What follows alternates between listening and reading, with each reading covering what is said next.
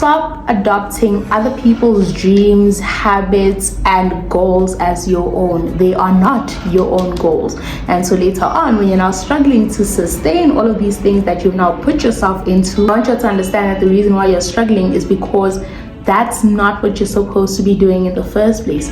Each person has something that they are working towards. And I think this has been very eye-opening. Like, I got this realization as I started working. So the things I am saving up for are very different from another person. Might be that I'm speaking from a point of privilege as well, because for me, I'm not saving up for a car. I'm not saving up for a house. I've been saying that I do not want to buy a house of my own. Why? Because I want to be a digital nomad at some point. I want to be working from anywhere around the world. Me having a house feels like I am forcing myself to stay in a specific place. Now, for someone else, the first thing they think about when they actually start working is to, buy a car, buy a house. I already have cars. I got them as gifts for my 21st birthday, so I don't need to be saving up for a car really. So different goals. Okay, like I said, this is me speaking from a point of privilege. It's not everyone that can do this, but all I'm saying is, if you find yourself in a position where what you're planning for, what you're working towards is very different from other people, do not feel bad about it. Okay, it's not a bad thing. It's not something off or offlandish, rather. It's just you have different goals. I am planning on how I'm going to be traveling the world. I am planning on how I can somehow switch my work to remote work, so at some point I'm working from anywhere, okay, because that's what I want to do at a later stage. Now, let me not lie, I'm currently in the office right now. I just came a little earlier, so I'm able to record this YouTube video because I'm tired by the time I get home. But right now, I am still working towards that. Does that mean that I'm now supposed to turn down a job that requires you to actually come to a physical office in order to work there? No, it just means that at some point I will work in that place. But all I'm saying is, while you're still planning, while you're still working towards something, understand what it is that you actually want. When you're setting goals, understand what your dream life actually looks like so that you know how to set these goals. You don't have to make the same goal as everyone else. You don't have to work towards the same thing as everyone else, because you are not everyone else. Obviously, make sure that you consult with God on all of these decisions that you're making and all these goals that you're setting, to make sure that you're working in His perfect will for your life. But other than that, you should not be holding yourself to the same standards or to the same goals as everyone else. You are not everyone else, okay? In terms of goal setting itself, how do we actually go about the whole thing, okay? How do we make sure that we actually set goals that make sense as well?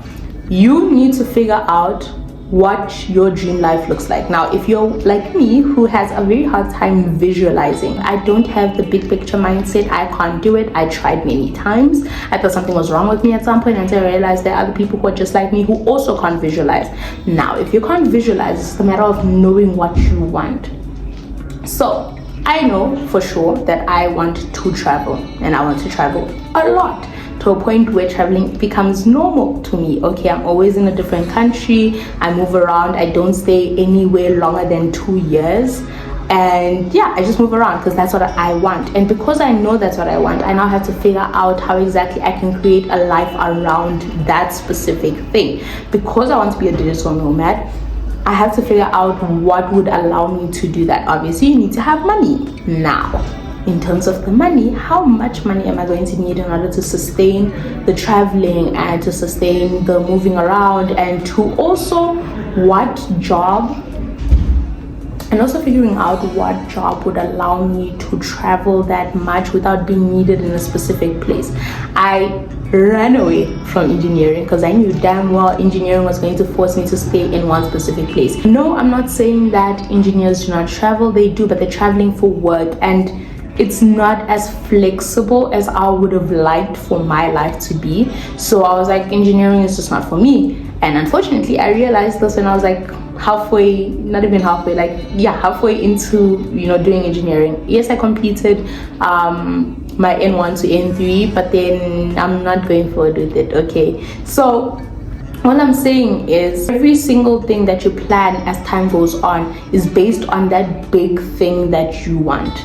that big dream that you have, this thing that you see yourself doing, you now center everything that you do according to that.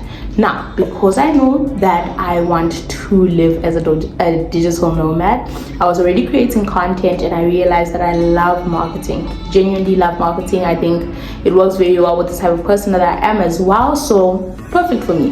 Now that I knew that I loved marketing, it was a matter of now finding a job, because I was working from -100, okay? I did not have any qualifications in marketing. I did not have any experience in marketing. I mean, informal experience where I was coaching people on how to market their businesses, sure. But in terms of like proper, I've worked with a company, no, I hadn't done that. So what did I start doing? I started, reaching out to different companies and so on. I was reaching out to hotels before, because like I always knew that I loved traveling, okay? So I reached out to hotels and so on.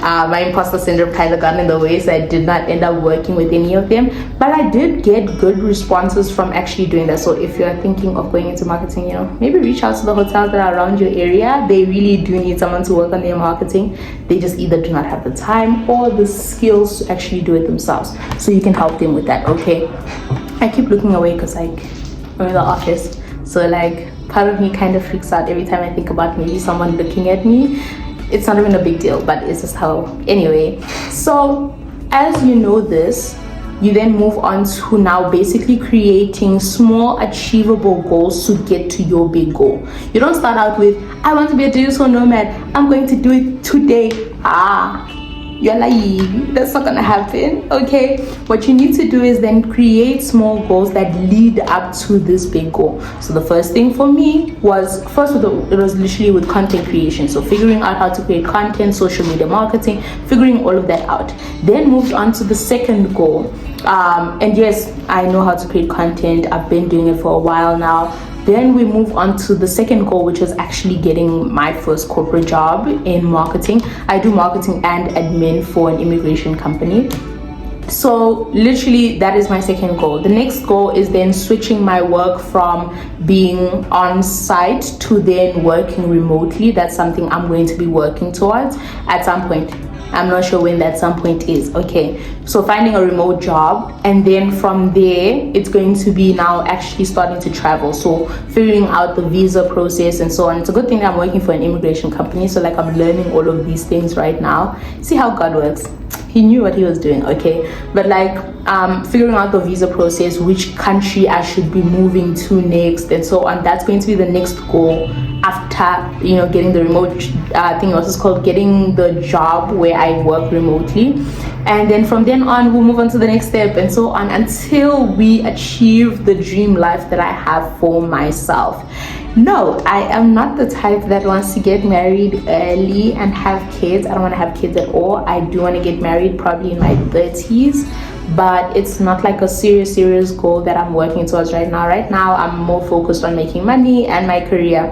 This is me not even mentioning, like I'm mentioning only like career goals. I'm not talking about content creation or my business. I just wanted to give you an example of how exactly to break down whatever it is that you are doing. So if you're currently struggling to come up with your goals, to set that big picture, because you really can't even imagine it, you can't visualize it, then I hope this breakdown is going to help you with that, because it doesn't have to be that deep. Don't overcomplicate it. Don't feel insecure about not having a step-by-step plan and like do this.